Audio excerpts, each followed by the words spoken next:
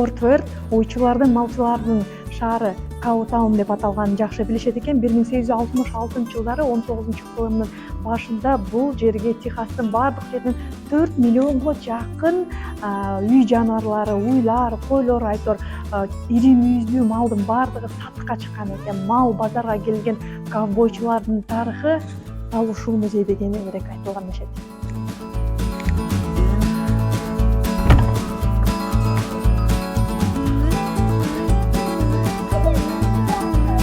АКШны ковбойсуз ал эми ковбойлорду Техассыз, Техасты бул музейсиз элестетүү кыйын. Сток-Ярд мал базар музейи.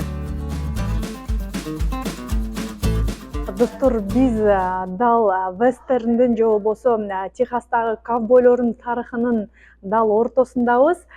Биздин тур дал ушул музей тууралуу кыскача айтып берген тат. Сток-Ярд Кошмо Штаттарда сакталып калган кылымдык тарыхы бар базарлардын бири. Эт алуучулардын баары мурун ушул жерден соода кылышкан.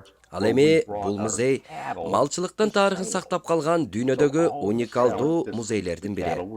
Мындай музей дүйнө жүзүндө эч жерде жок. 1974-жылы уюшулганы менен колонизатордук мезгилдеги артефакттар бар.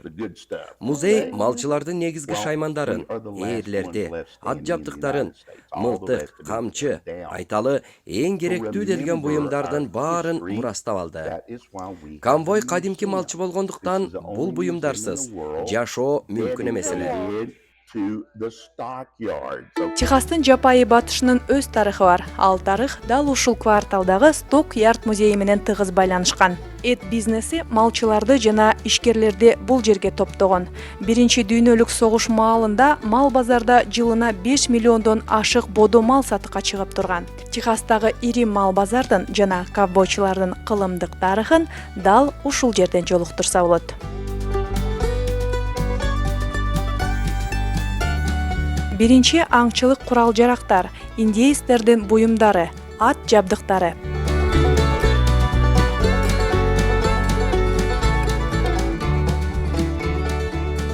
Биз жапайы батыштын мурасын, тарыхын сактоочуларданбыз.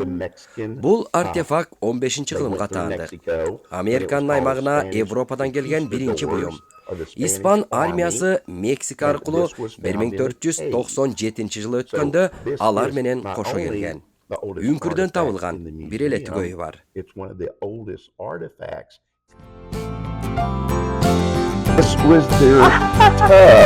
Бул ванна экен достор. Алар үйлөрүнөн алыс болгонго 6 жумалап жуунбай жүрө беришкен. Орто жолдо суу алып 15 центке ысык суу менен жуунган жерлер ушундай болгон. Алар жуунучу үй деп аталган. Айталы мындай щетка менен аркага сүрүшчү. Мындай жуунган жерлер атайын жолдун бойлорунда болгон.